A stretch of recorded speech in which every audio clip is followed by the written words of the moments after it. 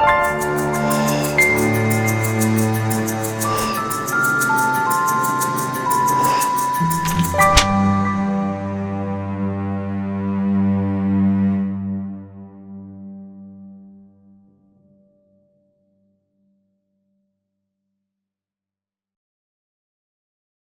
it's such a pleasure to make your acquaintance. In case the title of my talk made you wonder, I am, in fact, a US citizen. In some ways, I think that I am particularly American because you can check a lot of boxes with me, right? I'm Caucasian, middle class, publicly educated, car owning, debt carrying, steak and pie appreciating, red-blooded American. And while I easily fall into these stereotypical categories, there are definitely some things about me that are a bit unusual. For example, I think there's a hole in the American psyche. I believe this because I've spent a fair portion of my adult life living in countries outside of the United States, and I've traveled through a couple dozen more. I learned a lot in my time outside, and I credit this to the fact that we are creatures that learn best through our own eyes. We cultivate things like understanding and empathy through personal experiences. Nothing beats front row at your favorite band's show, or the 50-yard line at a huge game. Unforgettable experiences are worth the cost. In that respect, I have been quite lucky. I've learned Mandarin Chinese and Mongolian. I've danced the Macarena on stage in Kazakhstan, which is probably its own TED Talk and definitely under a different heading. I have drank German mulled wine on a Vietnamese beach at Christmas and eaten, we'll leave it at, I've eaten pretty much everything.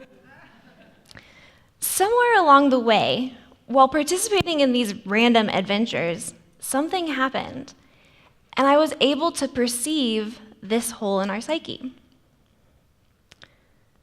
I'm in Indonesia, and my head is itching. It's really itching. My husband does a check, and yes, Indonesian lice have set up residence in my locks.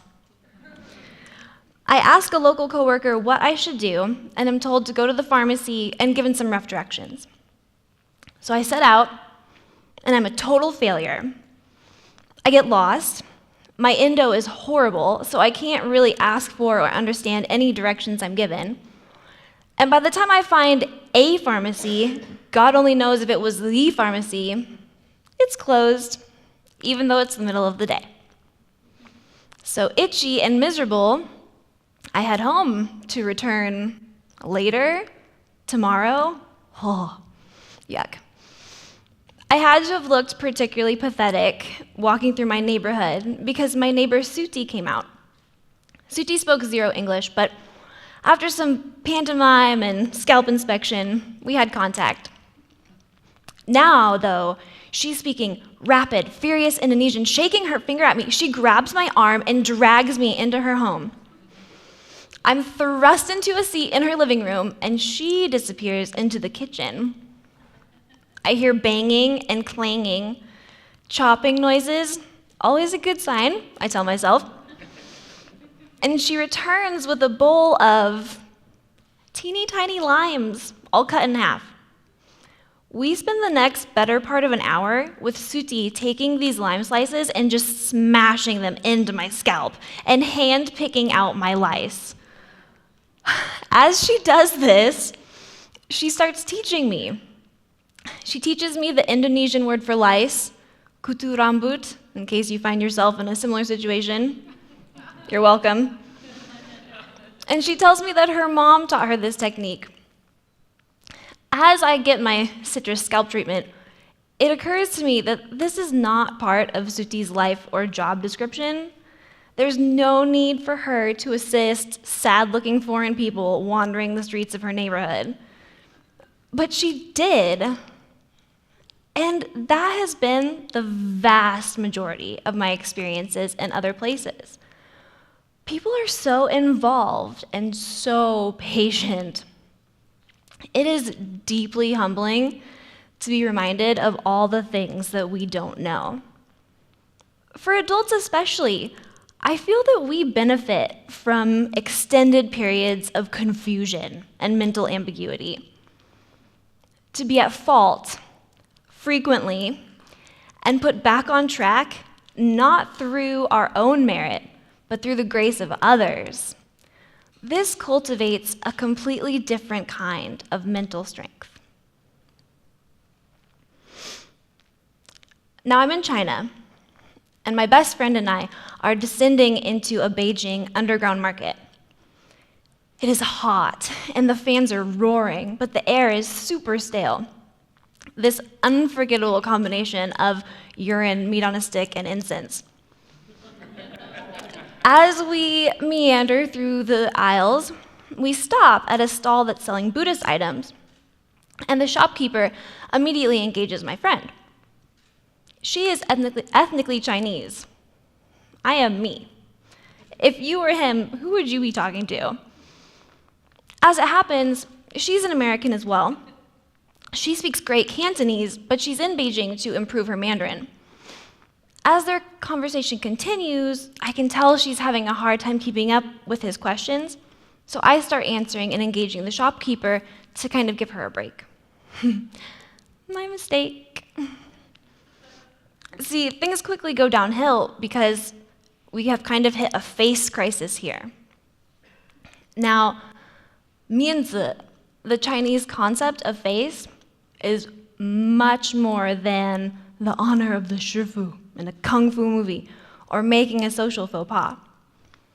One tiny, tiny portion of this complex idea is an individual's ability to assess others, place them in a social hierarchy, and then treat them accordingly.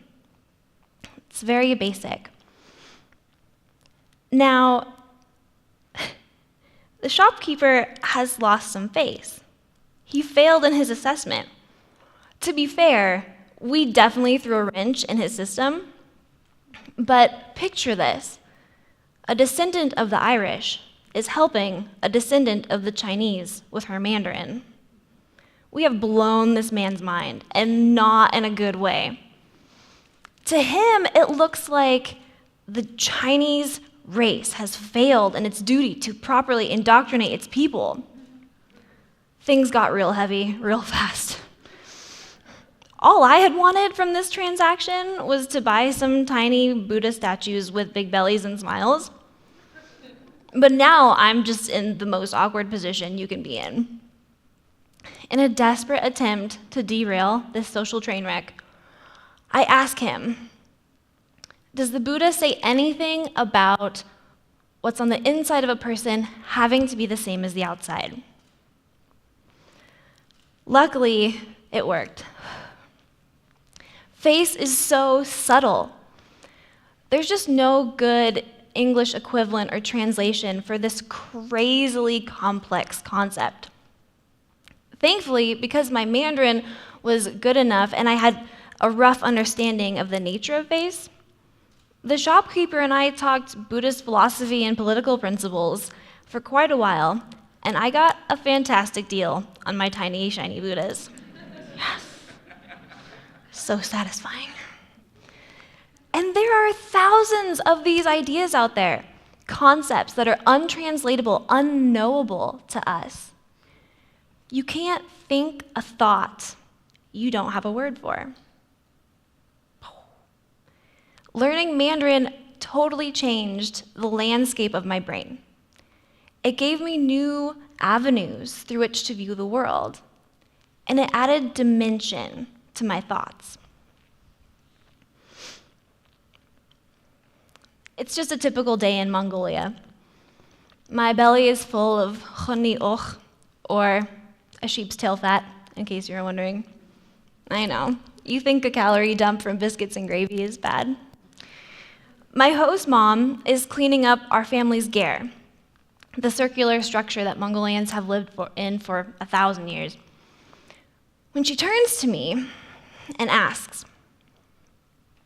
Heather, why do Americans put their babies in cages? Excuse me? I double check because translation errors have definitely occurred in the past, and it dawns on me, cribs. She's asking why we put our babies in cribs. I don't have a child of my own at this point, so I do my best to explain my understanding of cribs, that, when the babies need a sleep or the parents have to do something, they can put them in there and they can rest and be all safe. Oh no. Now, it's a family-wide interrogation. The question floodgates have really opened up. Well, why don't the babies sleep with their mothers and fathers? Why is there no one else around to hold the baby if the parents are busy? Is it true Americans can only go to each other's houses if they have special invitations? What happens if the baby gets hot or cold or has to pee in its cage? Are Americans just lonely all the time? Why don't the parents just go ask the neighbors to hold their baby while they do their chores? It was a verbal hydra. For every question I answered, 3 more took its place. But they got me thinking. God, cribs do look a little like cages, don't they? That is creepy. I suppose it would be preferable if there was someone around to hold the baby when parents are busy. I had not once in my life pondered the philosophy behind an infant's sleeping apparatus, but the more I did, the more I realized that some components of this idea were actually dissonant with my personal beliefs. Mongolia became a mirror for me. It allowed me to review even the most mundane seeming aspects of my home culture. And I had the opportunity to adopt practices more in line with my values. Mongolia made me a much more flexible person. It made my mind adaptive. There is a hole in the American psyche. If I were Queen of America, I would send all of us to developing countries. I'd make sure we had awkward, uncomfortable adventures just like mine. Doing this wouldn't solve any of the issues that we currently face today, but it would give us the tools to do so. The hole in the American psyche is compassion. The compassion we practice is much more akin to sympathy than it is to authentic compassion. If we examine our feelings of compassion, whom we extend it to, for an example, we find many more limitations than we would care to acknowledge. The compassion we currently practice is restricted. It's restricted by our perceptions of otherness. It's restricted by our own knowledge. And importantly, it is restricted by the scope of our experiences.